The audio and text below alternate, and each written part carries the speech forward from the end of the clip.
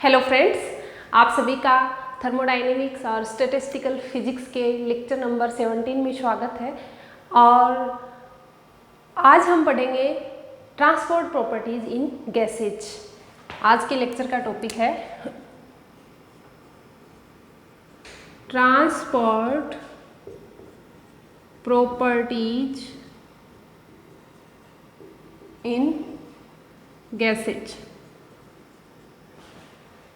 अभी तक की जितनी भी परिघटनाएं या जो भी इक्वेशंस हमने थर्मोडायनेमिक्स में पढ़ी हैं, वो सभी की सभी हमने इक्विलिब्रियम में पढ़ी हैं, साम्य अवस्था में। थर्मोडायनेमिकल इक्विलिब्रियम, ऊष्मागतिकीय साम्य अवस्था में।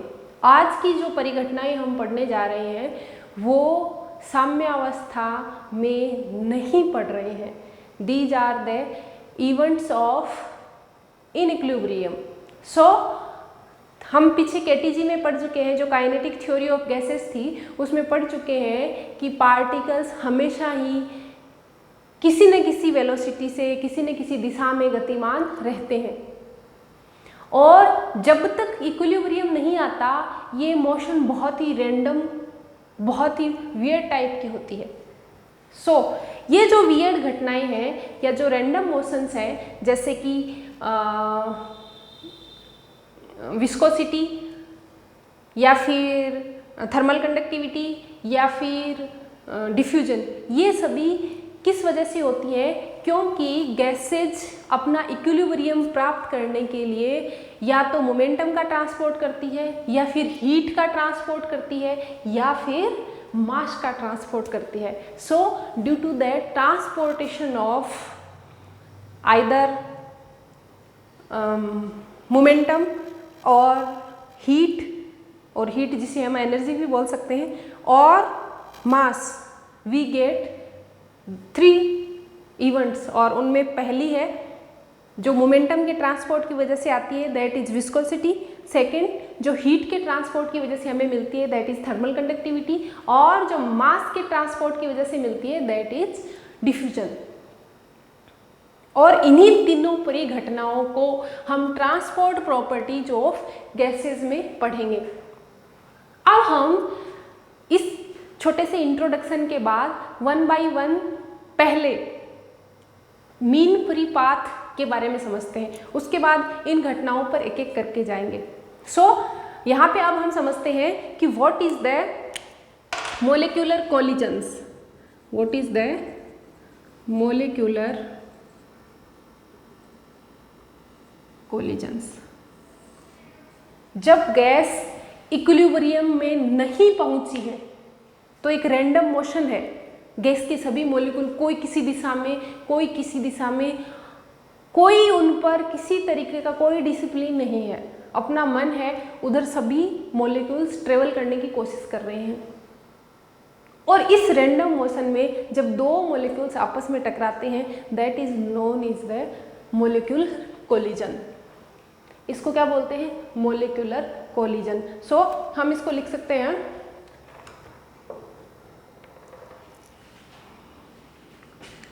The collisions of molecules of gases during the random motion। इस रैंडम मोशन के दौरान मॉलिक्यूल्स की जो टक्करें होती हैं वो क्या कहलाती हैं? Molecular collision. अब नेक्स्ट टर्म है अपना mean free path. What is the mean free path? Mean free path को समझने से पहले हम समझते हैं what is the free path. Suppose कीजिए ये कंटेनर है और कंटेनर में गैस भरी हुई है, और ये पार्टिकल्स या मॉलिक्यूल्स हैं गैस के, और ये मॉलिक्यूल्स रैंडम दिशाओं में मोशन कर रहे हैं। जब तक कि कोई कोलिजन नहीं होती है, पार्टिकल कैसे चलता है? स्ट्रेट लाइन में चलता है। जैसे ही कोई मॉलिक्यूल दूसरे मॉलिक्यूल से टकराता है, ये स्ट्रेट लाइन का पाथ खत्म हो जाता है और पार्टिकल अपनी दिशा बदलकर किसी और दिशा में फिर से स्ट्रेट लाइन में चलना शुरू कर देता है। सपोज कीजिए ये पार्टिकल यहाँ से मॉलिक्यूल इससे टकराया और इस दिशा में चलना शुरू कर दिया। सो यहाँ से लेकर यहाँ से टकराने से लेकर जब तक कि ये दूसरे पार्टिकल से नहीं टकराएगा तब तक again this will follow a straight line. जैसे ये यहाँ पे इस पार्टिकल से टकराता है तो ये यहाँ तक, ये क्या है, स्ट्रेट लाइन। सो दो मोलिकुलर कोलिजन्स के बीच की सीधी रेखा की दूरी क्या कहलाती है, फ्री पाथ। क्या कहलाती है, फ्री पाथ।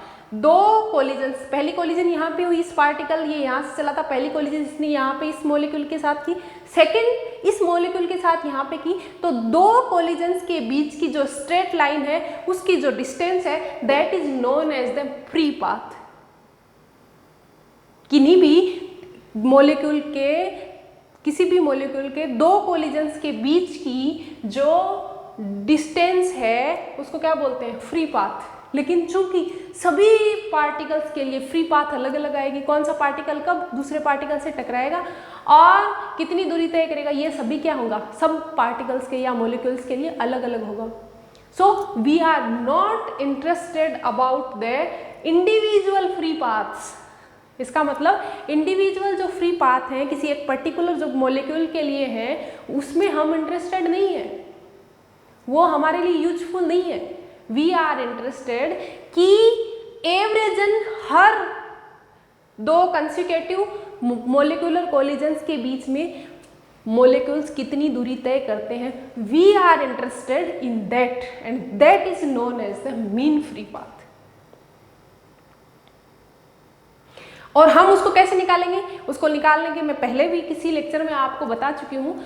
मुझे lecture number I am not remembering, but मैंने पहले भी बताया है कि either you should follow the motion of a single particle, उस पार्टिकल की हर एक टक्कर को ध्यान से देखिए, उस पार्टिकल के पाथ को n टक्करों के लिए ट्रेस कीजिए, उन n टक्करों में उस पार्टिकल के द्वारा तय की गई दूरी ऐड कीजिए। जैसे सपोज कीजिए मैं इस पार्टिकल को फॉलो कर रही हूँ, पहली टक्कर में ये दूरी तय की, सेकेंड टक्कर में ये दूरी तय की, सपोज कीजिए थर्ड टक्कर में ये, फोर्थ में ये, फिफ्थ में ये, और मैं इस पार्टिकल को n टक्करों के लिए फॉलो करूँगी and I will add these distances L1, L2, L3, L4, L5। n टक्करों के लिए इन L को ऐड करती हूँ, L1 plus L2 plus L3, कितने के लिए, n टक्करों के लिए, और n का भाग दे देती हूँ। अगर मैं टोटल नंबर ऑफ टक्करों को कैपिटल N से लिखती हूँ तो this is, what is this, this is mean free path. और मीन फ्री पाथ का सिंबल हम क्या लेते हैं generally, lambda.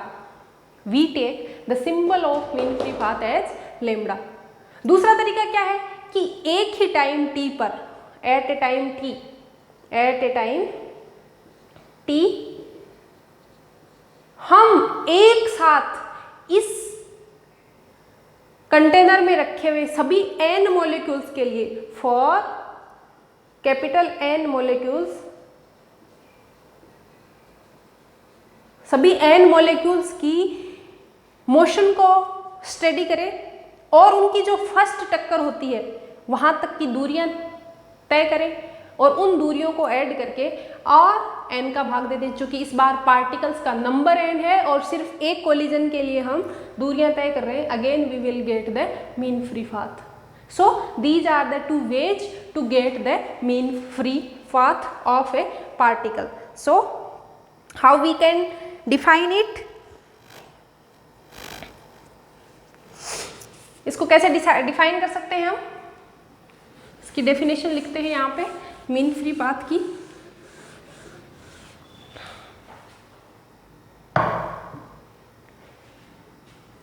Lambda mean free path. Mean free path की डेफिनेशन कैसे लिखते हैं, इसकी डेफिनेशन हम लिखते हैं the path covered by a gas molecule between any a path covered by a molecule between any two consecutive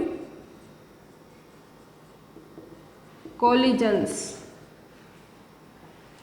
A path covered by a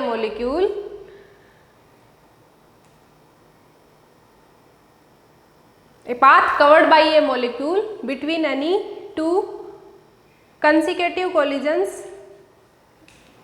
और शर्त क्या है, इन ए स्ट्रेट लाइन, इसको क्या बोलते हैं, is called mean free path. इसको क्या बोलते हैं, mean free path. This is the definition of mean free path. अब हम देखते हैं, दो शर्तें हैं यहाँ पे। पहली शर्त क्या है, दो कंसेक्यूटिव कोलिजन, सक्सेसिव जो कोलिजन्स हैं उनके बीच की बात कर रहे हैं अपन। ऐसा नहीं है कि पहली कोलिजन हुई उसके बाद दूसरी और तीसरी कोलिजन और पहली कोलिजन के बीच की दूरी आप निकाल रहे हैं, नहीं, ऐसा नहीं है। पहली या दूसरी या फिर दूसरी या तीसरी या फिर तीसरी या चौथी, लगातार टक्करों के बीच की दूरी। और दूसरी शर्त क्या है, स्ट्रेट लाइन में ये दूरी तय की हुई होनी चाहिए। और हम मानते हैं, यहाँ पे एक अजम्पशन हम लेते हैं जब भी मीन फ्री पाथ का डेरिवेशन हम निकालते हैं कि दो, जब तक कि पार्टिकल किसी दूसरे पार्टिकल से कोलिजन नहीं करता, माना जब तक कि एक मॉलिक्यूल दूसरे मॉलिक्यूल से कोलिजन नहीं करता, वो स्ट्रेट लाइन में ही चलता है। This is our assumption, so don't bother about this. आगे लिखते हैं, sphere of influence. Sphere of influence. So हम देखते हैं कि सपोज कीजिए ये एक मॉलिक्यूल है जिसको मैंने ए नाम दिया है, we have given it name A. अगर इस मॉलिक्यूल का डायामीटर सिग्मा है, मीन्स इसकी रेडियस क्या होगी, sigma by 2, R is equal to sigma by 2, D is equal to sigma. और यहाँ पर हम मान के चलते हैं कि जब मीन फ्री पाथ निकालते हैं तो हम मानते हैं, एक अजम्पशन लेते हैं कि सिर्फ ये जो मॉलिक्यूल है जिस पे हमने फोकस किया हुआ है वो स्टेडी में है, बाकी सभी रेस्ट पे है, ऐसा हम अजम्पशन ले लेते हैं। अगर ये सिर्फ मोशन में है, बाकी सभी रुके हुए हैं, स्थिर हैं, इट मीन्स ये सिर्फ उन्हीं पार्टिकल से टकराएगा, ये सिर्फ और सिर्फ उन्हीं पार्टिकल से टकरा सकता है जिनके सेंटर, जिनके केंद्र उस स्फीयर के अंदर आते हैं जिसकी रेडियस सिग्मा है। कितनी है, सिग्मा है। अगर इस जो पार्टिकल मूविंग है या जो मॉलिक्यूल मूविंग है उसके सेंटर को सेंटर मानते हुए एक स्फीयर खींचे, कितनी रेडियस का, सिग्मा रेडियस का, तो उस स्फीयर के अंदर जितने मॉलिक्यूल्स के सेंटर लाई करते हैं ये पार्टिकल या मॉलिक्यूल उन्हीं मॉलिक्यूल से टकरा सकता है। और ये जो वर्चुअल जो स्फीयर हमें दिखाई दे रहा है सिग्मा रेडियस का, ये क्या कहलाता है, स्फीयर ऑफ इन्फ्लुएंस। इस इन्फ्लुएंस के स्फीयर में ही पाए जाने वाले मॉलिक्यूल्स के साथ ये मॉलिक्यूल ए टक्कर कर सकता है। So this is called this virtual या जो डॉट के साथ लिखा हुआ जो स्फीयर है वो क्या कहलाता है, sphere of influence. This is called the sphere of influence. Next है collision cross section. So what is the collision cross section? जो स्फीयर ऑफ इन्फ्लुएंस हमने लिया था उसके डायामीटर के अक्रॉस अगर हम एक सर्कल लेते हैं तो उस सर्कल का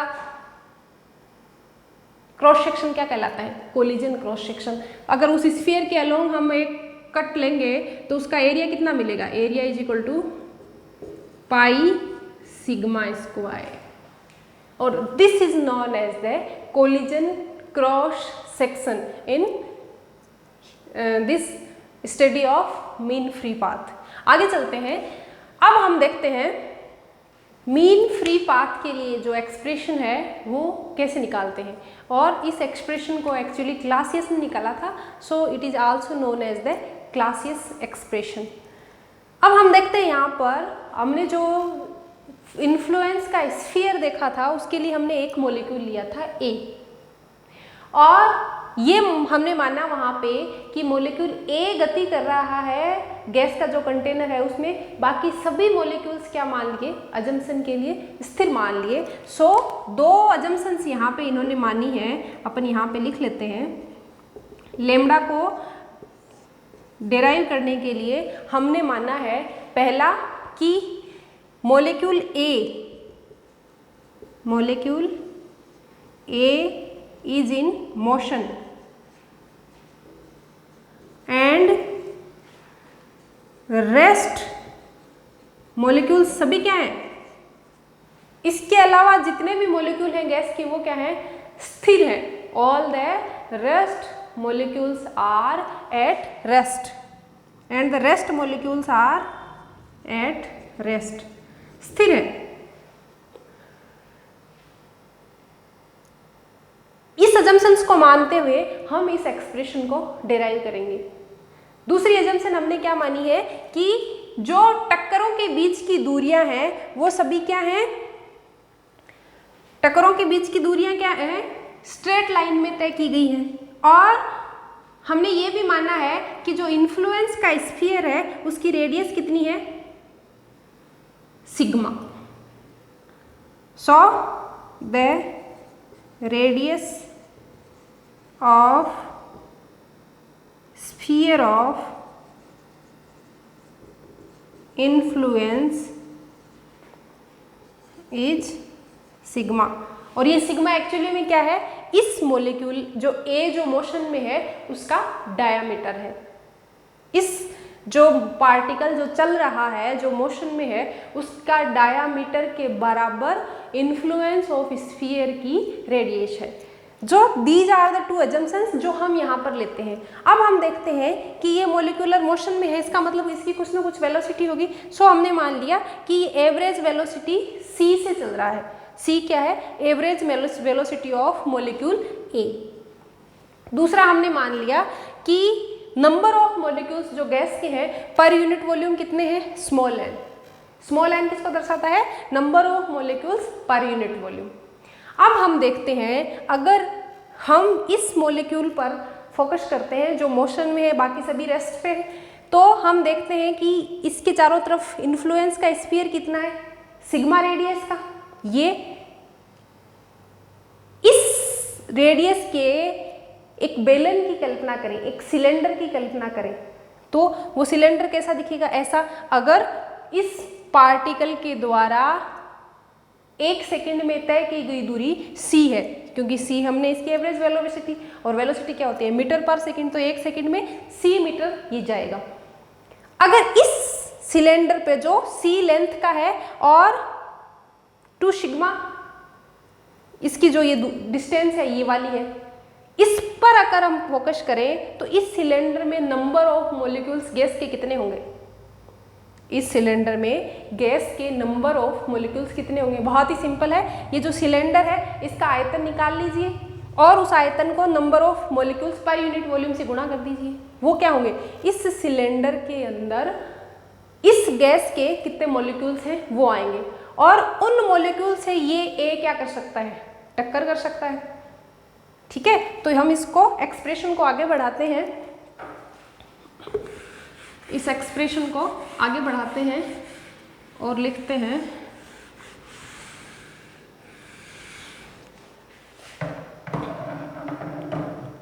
number of molecules in the cylinder कितने होंगे, सिलेंडर के नंबर ऑफ मॉलिक्यूल्स कितने हैं, देखिए क्रॉस सेक्शन कितना है, पाई सिग्मा स्क्वायर, लंबाई कितनी है c, और नंबर डेंसिटी कितनी है, इतनी। इसका मतलब पाई सिग्मा स्क्वायर c n, इतने नंबर ऑफ मॉलिक्यूल्स इस स्फीयर के, इस सिलेंडर के अंदर है। और इन सभी मॉलिक्यूल से मॉलिक्यूल A जो मोशन में है वो टकरा सकता है। इसका मतलब number of collisions made by molecule A in 1 second. 1 second में ये पार्टिकल यहाँ से यहाँ पहुँच जाता है, क्योंकि इसकी वेलोसिटी कितनी है, c मीटर पर सेकेंड। 1 सेकेंड में ये यहाँ से यहाँ पहुँच जाता है, और इस एरिया में मॉलिक्यूल्स कितने अवेलेबल है, इतना। इसका मतलब 1 सेकेंड में जब ये यहाँ से यहाँ पहुँचेगा तो इतने मॉलिक्यूल से टकराते हुए पहुँचेगा। इसका मतलब इस मॉलिक्यूल द्वारा 1 सेकेंड में नंबर ऑफ कोलिजन्स कितनी आएंगी, पाई सिग्मा स्क्वायर CN। इतनी टक्करों को करने में 1 सेकेंड का समय लेता है। तो एक टक्कर करने में ये मॉलिक्यूल कितना समय लेगा, देखते हैं, आगे लिखते हैं। बहुत ही सिंपल सा हो गया। मैथमेटिकल जो एक्सप्रेशंस अपन किसी ज़माने में छोटे बच्चे थे तब निकाला करते थे, 5 रुपये में इतनी सेव मिलेंगे, तो 5 रुपये में 10 सेव मिलेंगे, तो 3 सेव लाने के लिए कितने रुपए चाहिए, ये लगभग वैसा ही है। Number of collisions made by molecule A, 1 second में इतनी टक्करें करता है, तो एक टक्कर करने में कितना समय लेगा। So the time taken by molecule A in 1 collision कितना हो जाएगा, is equal to 1/π sigma square CN। एक टक्कर करने में इतना समय लेता है और स्पीड इतनी है। इसका मतलब एक टक्कर करने में दूरी कितनी तय करेगा, टाइम को स्पीड से गुणा कर दीजिए। सो हम देखते हैं,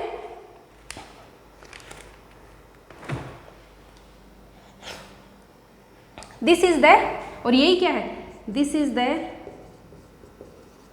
time taken between 2 successive collisions.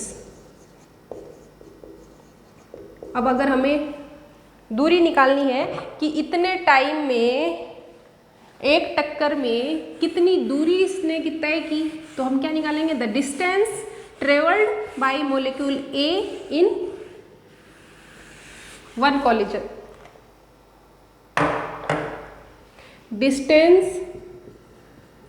Distance travelled by molecule between 2 successive collisions कितनी हो जाएगा, बहुत ही सिंपल सा है। डिस्टेंस बराबर क्या होगा, distance is equal to, velocity क्या होती है, velocity is equal to distance upon time. So distance is equal to velocity into time. Velocity कितनी है पार्टिकल की, c मीटर पर सेकेंड, और टाइम कितना लिया है, 1/π sigma square CN। 1/π sigma square, C से C कैंसिल आउट हो गया, N। This is the distance travelled by this molecular A between 2 successive collisions, या एक टक्कर करने में लिया गया समय। और 2 सक्सेसिव कोलिजन्स के बीच की दूरी क्या कहलाती है, mean free path. So mean free path lambda is equal to 1/π sigma square N। लेकिन ये फॉर्मूला हम डिराइव कर सकते हैं, लेकिन इस फॉर्मूले को निकालने के लिए हमने क्या अजम्पशन मानी थी, हमने माना था कि ये पार्टिकल A मोशन में है, बाकी गैस के सभी मॉलिक्यूल्स किस पर है, रेस्ट पर है। क्या ऐसा पॉसिबल है, जब गैस किसी टेम्परेचर पर है उस समय ऐसा हो सकता है कि एक मॉलिक्यूल तो मोशन में है बाकी सभी मॉलिक्यूल्स रेस्ट पे है, नहीं। जब गैस किसी डेफिनेट टेम्परेचर पे है तो गैस के सभी मॉलिक्यूल किसी न किसी वेग से किसी न किसी दिशा में हर समय चलते रहते हैं, निरंतर गतिमान है। It means this assumption is somewhat not correct। So what should we do? We should do that this Clausius expression जो निकल के आया है, we should modify it or we should correct it. And who corrected this? Maxwell corrected this.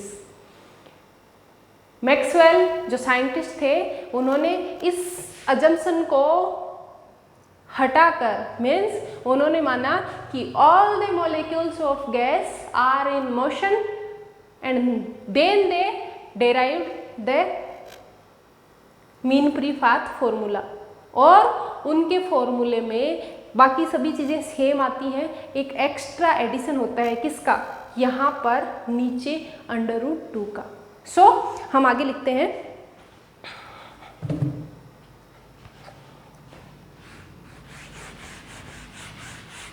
जो expression हमने अभी निकाला है वो किसने निकाला था, क्लासियस ने। क्या है मीन फ्री पाथ का फॉर्मूला, क्या है 1/π σ² n, और वो क्या है क्लासियस फॉर्मूला, क्या है lambda is equal to 1/π σ² n. Now the Maxwell did correction. Maxwell did correction in this formula.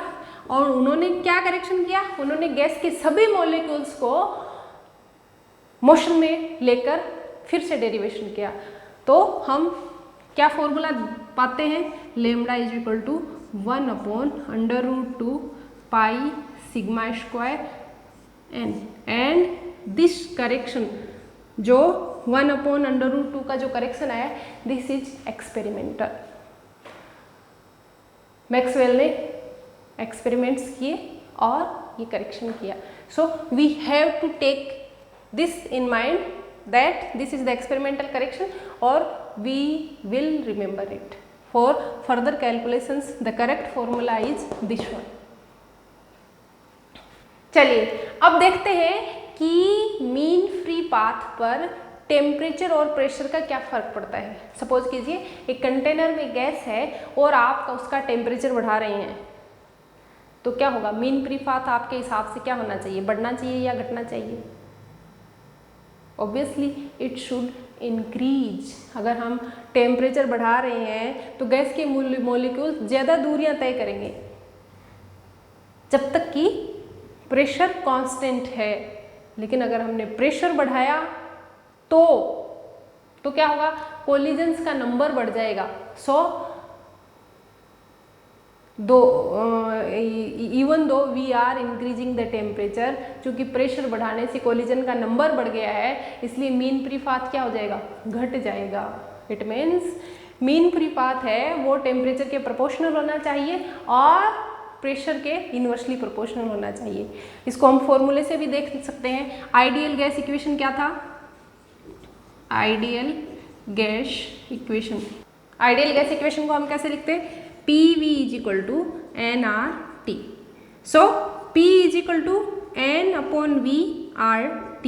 ये स्मॉल n क्या है यहाँ पे, नंबर ऑफ मोल्स कैसे निकलते हैं, total number of molecules upon Avogadro number, RT/V। थोड़ा सा इसको मैनेज कर लेते हैं, V को इधर ले आए, R के नीचे Na लिखा, T, और ये क्या है n/V, number of molecules per unit volume, और उसको हम क्या बोल रहे हैं, small n। Don't be confuse, यहाँ जो small n ideal gas equation में आया है, यह क्या है, नंबर ऑफ मोल्स, और डेरिवेशन में जो स्मॉल n हमने काम लिया है वो क्या है, small n is equal to n/V, number of molecules per unit volume.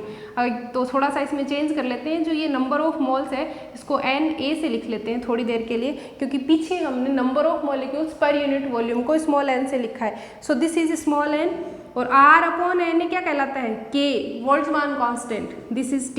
इसमें it means P is equal to NKT। यहाँ से स्मॉल n हमें क्या मिलेगा, P/KT। और लेमडा का फॉर्मूला क्या था, लेमडा वाज 1/√2 π σ² n। अगर n की जगह ये रखते हैं तो what will be the lambda, 1/√2 π σ² P kT।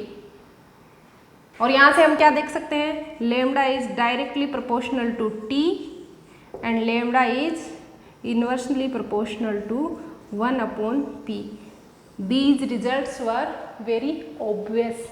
जो हम एक कंटेनर में रखी हुई गैस का टेम्परेचर इंक्रीज करके या प्रेशर इंक्रीज करके भी फील कर सकते हैं। And we got that results by the ideal gas equation.